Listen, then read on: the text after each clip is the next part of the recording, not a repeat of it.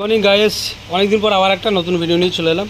তো দেখতে পাচ্ছি এটা একটা স্ট্যান্ড ফ্যানের কয়েলটা পুড়ে গেছিলো। তারপর আমরা বাইন্ডিং করার পরে তারপরে এবার কয়েলটাকে ফিটিং করব। তো বন্ধুরা, এখানে তোমরা বলতেই পারো যে পুড়ে গেছিলো সেটাতে দেখালে না, কিন্তু টোটালটা দেখাতে গেলে ভিডিওটা কিন্তু অনেক লম্বা হয়ে যাবে। সেই জন্য কয়েলটা পুড়ে গেছিলো, তখন আমরা হয়তো খোলা দেখাতে পাইনি। নেক্সট একটা ভিডিওতে দেখিয়ে দেবো যে কীভাবে কয়েলটাকে খুলতে হয়।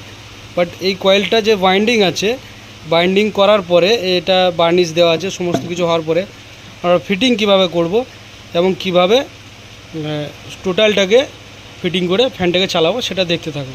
তো ভিডিওটা প্রথম থেকে লাস্ট অবধি দেখো, এবং চ্যানেলে নতুন হলে চ্যানেলটিকে অবশ্যই সাবস্ক্রাইব এবং শেয়ার করবে।